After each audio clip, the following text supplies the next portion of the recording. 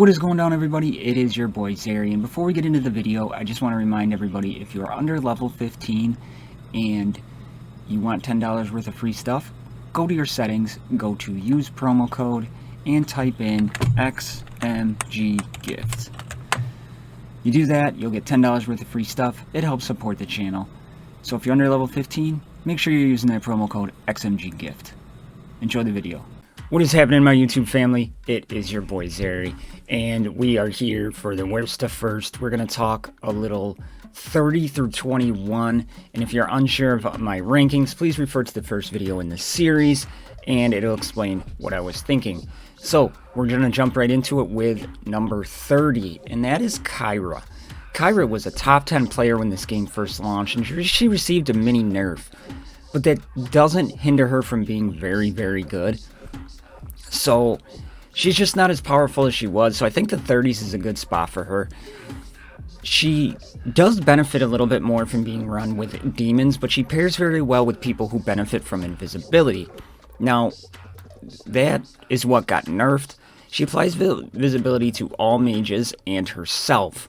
So she pairs well with that mage comp, and then she gives defenders counterattack, which is really, really big and crucial when you pair her with somebody who does something on a basic, like a Tromgar or a Titania. Just does a really good job pairing there.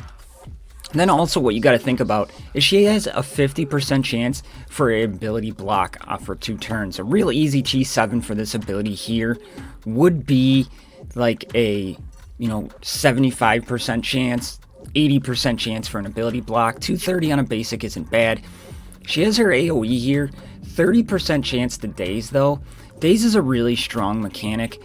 I really like it. Cripples like goblins, counterattackers, things like that. And here we up this damage a little bit on T7, give it maybe a 50% shot here. That'd be really nice. And then on this ability, the Go Dark, which is what she's famous for. We talked about it in the beginning, but on a T7 or possibly T8 maybe the whole party, all allies. But instead of mages, put in, add another class to that, possibly demons, for instance, or something like that. Things like that would be really, really good, and she could be an easy one to fix. Her passive increases damage by 25% and potency by 25% when invisible.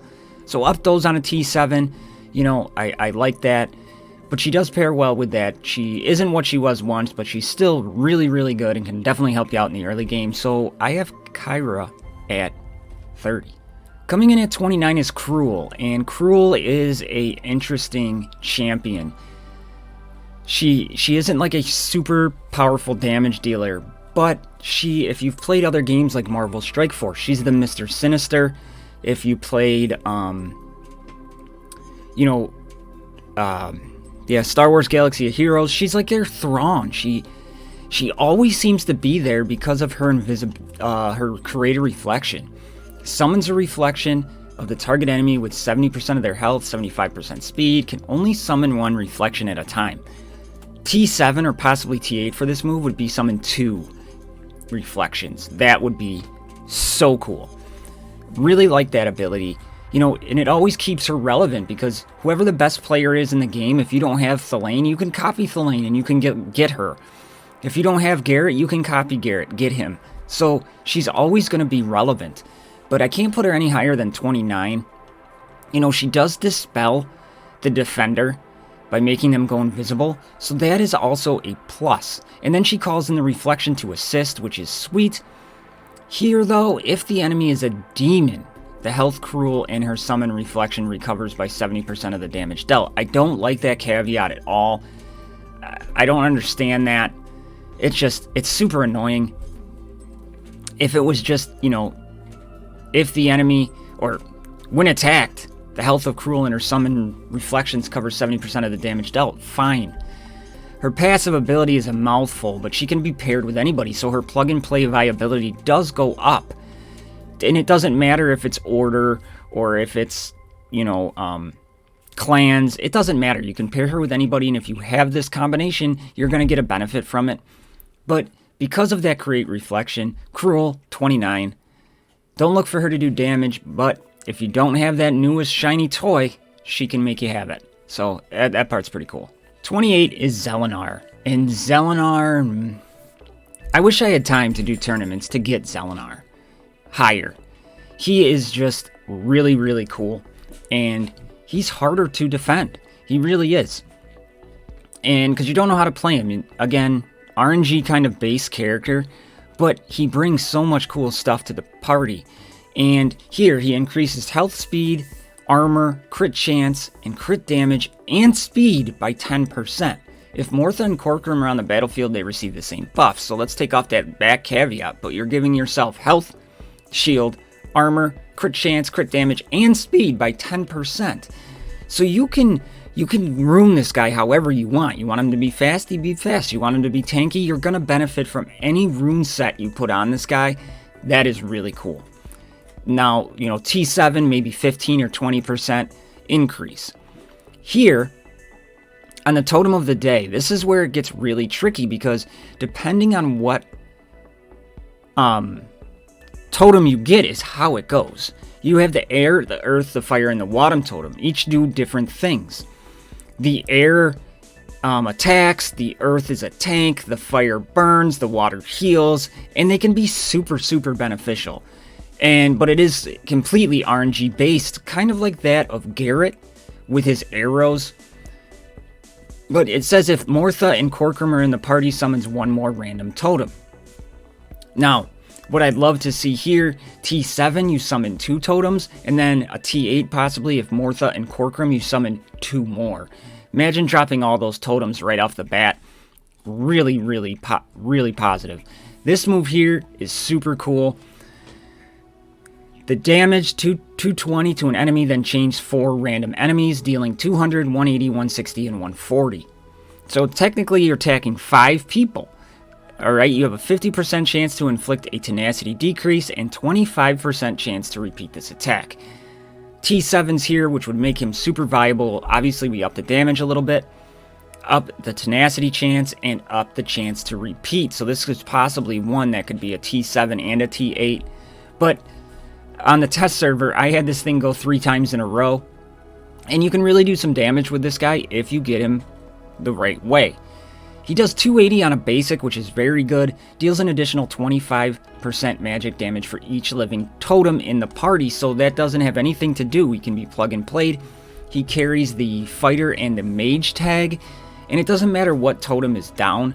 You know, a T7 I would like to see here is calls in totems to assist. That would be super cool, because then you could get off the heal. Or if your earth totem doesn't have the taunt, you can put the taunt back up. You can attack with the other 2. Not going to do a hell of a lot of damage or give you a lot of healing, but it would be super, super cool, and I'd love to see that as a T7. But Zelenar is neat, and he's hard to defend because you can walk over this guy, but then there's times where you can't get around him because of what those totems provide you. So, you know, when you think Zelenar here at 28, it's a very good spot for him because he could easily, based on what T7s they give him, he could easily be up this list even more. And the only reason I have him down here is because, you know, he's more readily available than Athanisa. It's just it takes a while to get him up and running. He's not nearly as strong at lower stars like some of the characters above him on this list. 27, Boris. I love Boris. He makes the buff event cake. He does some really, really good things, and man, he can nuke. He is kind of squishy, you know, and he really does need Kagi there to kind of benefit him overall, but not as much as you think. You can still plug and play Boris. Starting with his passive ability, he increases physical damage by 13 for each living pride in the party. If Kagi's on the battlefield, they both get an armor increase for 2 turns at the start of the battle. So if you don't run this guy with clans, you get no passive ability. So that brings him down a notch, right? Wind power. Boris gains a crit damage increase, a crit chance increase, a damage increase, and a haste increase for 2 turns. Very selfish, but just brings up that guy's overall damage just insane.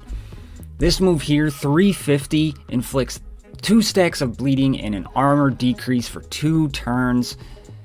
awesome. This is tier 7, of course, but then tier 8, heal block and removes 1 buff. That'll be so big for the pride.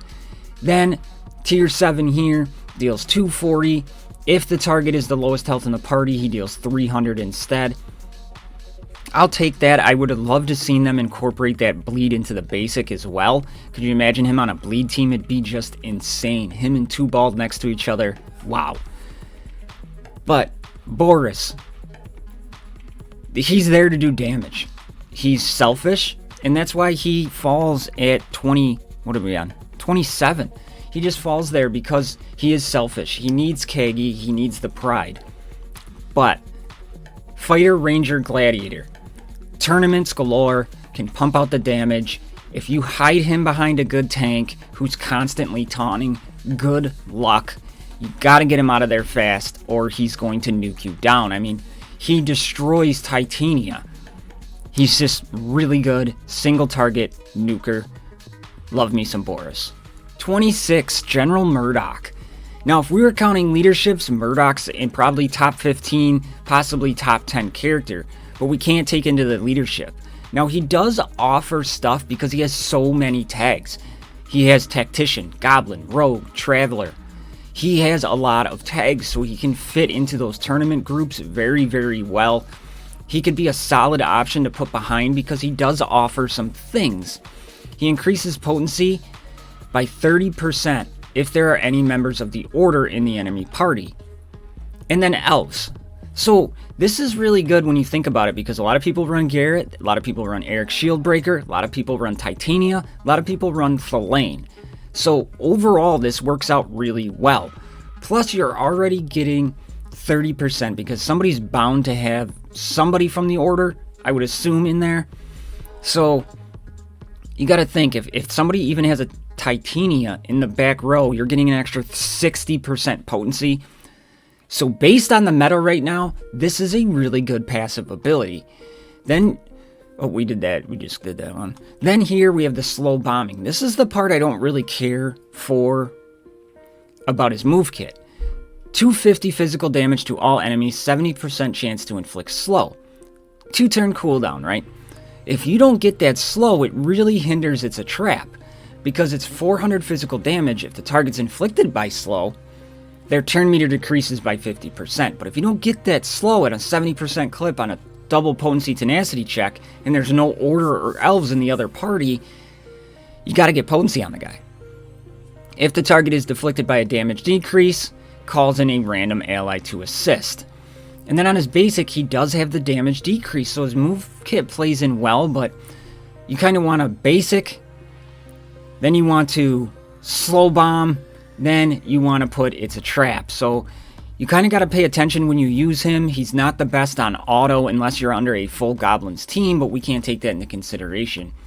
Without the Goblins, Murdoch just isn't the same character, but he's still super beneficial in parties. But taking out that leadership ability, we can't put him anywhere but 26 in my opinion, so Murdoch. Okay, 25, Wonderlua. Much like Boris, she's a damage machine. But she has a little more plug-and-play viability than a Boris, and we're going to kind of go over that now. She increases physical damage by 20%, 10% for each living demon in the enemy party, and 3% more for each living elf in the party. So, just taking her as an effect, at least you're getting something from the passive ability by upping her damage by 20%. I very much hate that caveat of demons, but it is what it is. Cloak of Shadows at tier 7 removes 1 debuff from herself, gains invisibility, and applies it to all healers, tacticians, and fighters for 2 turns, then restores 40% turn meter to herself. I like this. I really like it, because 1, you're just spelling on her, because people are going to try to nuke her out, or if you have the, daze, or, heal block, or something like that, you can get rid of it. Healers, tacticians, and fighters, that's pretty much everybody but a defender, so I really like that. Helps out greatly, pairs well with people who require that, or you can hide squishier characters because of her Cloak of Shadows. Now, Piercing Shot is just absolutely crazy. 360 physical damage, half the damage penetrates their shield, guaranteed to deal a critical hit if you use invisible, and then you get 50% more crit damage. Really, really well done there. And then on her basic, 220 physical damage if the target has more health than Lua. This attack deals 280 instead, so it helps you burn down those defenders a little bit faster, and it deals 50% more crit damage.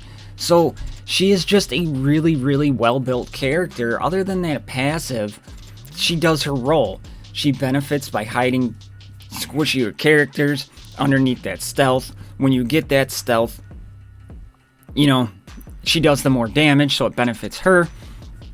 So I really like the way she's built. She plays really well. I just wish here, this one here, you know, on the tier 8, I would have loved to have seen this brought down to a 3-turn cooldown. But I guess I'm just being nitpicky there. But she's just really well built. Has some plug-and-play viability because of the invisibility she can cast. It's not clans, it's not order, it's not elves, it's allies. Really brings her up the list a little bit here to 25 Wonderlua. 24 Uncle Ho. And Uncle Ho I brought way up my list because as a plug-and-play character, he is really incredible. And he can do a lot. Now, he was glitched, which made him super OP, but he's still very, very viable. And people might say, hey, I don't know if he's worth 24, but I really think he is. And he gets a 60% chance to inflict daze or burning on 3 random enemies for 2 turns after using an ability. What an excellent passive ability. It's one of the best in the game. Tier 7, let's bring that up to an 80% chance. But daze or burning on 3 random enemies by doing nothing but taking your turn. Absolutely love that. I think it is just phenomenal. Here, inflicts an accuracy decrease on all enemies for 2 turns. Somebody like a Zera or the multi-hitters of the world, this really makes a difference. Applies crit chance increase to all, or crit damage increase to all allies for 2 turns. Then applies a crit chance increase to allied pandas. So he's giving himself crit chance, he's giving everybody crit damage, very unselfish, and putting out accuracy decrease benefiting the whole team. This move can absolutely nuke 420 physical damage to an enemy, and it can't be dodged, and it penetrates the shield. Really, really good. I love the fact that it can't be dodged. Titania. This can nuke Titania. It's really good. You know, tier 7, maybe up the physical damage. You know, more than half penetrates the shield. I like it. On the basic ability, 250 decreases the dazed or burned target's turn meter by 20%. He can put that on randomly. So much benefits his move kit. Great plug and play viability. Uncle Ho, I said it in my last tier list that he was one to watch out for, and the more and more I use him, the better I feel he is. And, you know, coming in at 24, it's a solid spot for him. The only problem I really have with Uncle Ho is he's only got that Ranger tag, so it really decreases his viability. He's great for the burn team, but if you can fit this guy into a comp and you have him decked out, you're not going to be disappointed at all with Uncle Ho. Jumping back over to the elves at 23 is Nightiel. Now, Nightiel, her leadership is really underrated, but we can't take that into consideration. We can't take in that great synergy with Soleus into consideration, so why so high? Well, it's simple. She removes 1 buff from herself and removes, or debuff from herself, and then 1 buff from the random enemy. Dispelling. Huge. By nothing but going. All she has to do is go. So you get her some speed on her. Perfect. She can do some decent damage. She applies a damage increase to all allies. Great. Really benefits the team out there. Love this ability here at 420 magic damage, and then inflicts an ability block. Ability block is a very powerful debuff. Really good. And it's got a 3-turn cooldown, so you can get that going pretty often. Then on her basic, 50% chance to penetrate the shield. Okay, not the best basic in the world, but you're getting ability block, you're getting a dispel, you're getting a self-cleanse. She brings a lot to the table besides her leadership in that pair with Soleus. So she's an oldie but goodie, and she's holding true to the test of time because there aren't a lot of dispellers in this game. We need one of them so badly. Nightiel can provide that, and she's extremely unselfish, doesn't need elves, doesn't need order. Obviously, you pair her with Soleus, she's way better, but doesn't need Soleus to be effective at all. We talked about an oldie but goodie, and we have Freezard. Freezard 22, right? Now, Freezard is decreasing over time, but he's still really, really good. You can put him in a mage comp. He's one of those plug-and-play characters for tournaments. Here, on a tier 7 ability, inflicts slow for 2 turns. So massive if you can get enough potency on the guy for the dragon or any sort of raid boss. Here, mini AoE with a 75% chance to inflict an armor decrease, bringing up your overall damage. Another AoE built into his into his kit that decreases turn meter by 25%. Solid. Passive ability, he has Cheat Death built into his kit, and all of his active effects are removed. So he is squishy as time goes on, but if you take him to gear 12, he does benefit a lot from that. The synergy with Snorri is extremely outdated because Snorri has not grown like the rest.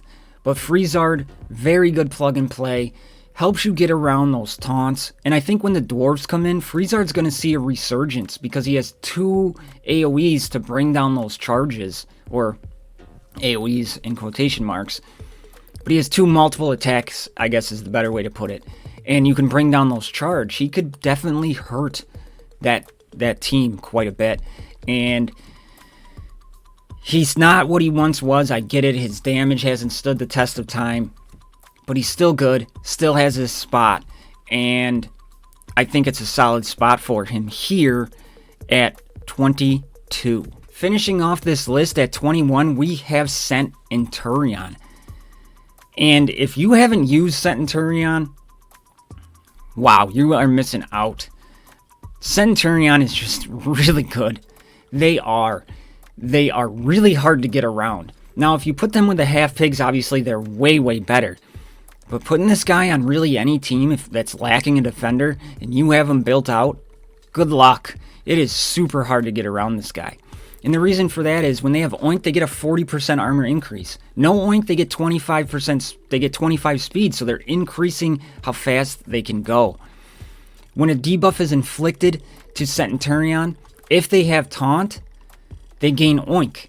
So people attack these, and they attack them all the time. They're going to have their Taunt up, and they gain Oink. It's incredible how survivable these two are. Here, Boris Snout removes 2 debuffs from themselves. Self-cleansing tank, they gain taunt, armor increase, and regeneration.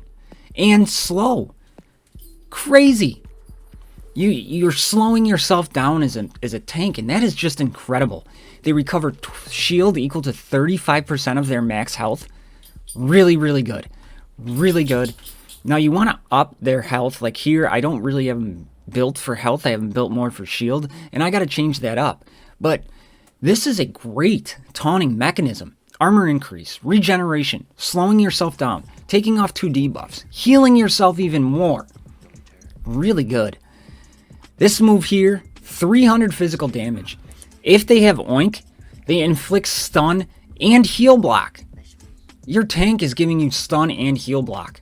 And then they gain slow again. No Oink, you remove 2 debuffs, and then you inflict them to the target for the same duration. So say you have ability block, or not ability block, heal block, boom, crazy, daze, going over. Really, really good kit. They have such an exceptional kit, and they could even be higher, but they really benefit from playing under the half pigs. Then you get a tenacity decrease for 2 turns on a basic. If they have Oink, they call a random half pig into assist. If they don't have Oink, armor decrease. They just provide so much great utility. They benefit from being under the half pigs, but by no means do they have to be run under the half pigs. So there it is, my YouTube family, 30 through 21. Let me know what you think about this group. We're getting into the meat where a lot of people are probably going to start disagreeing with me. Or maybe you agree with me.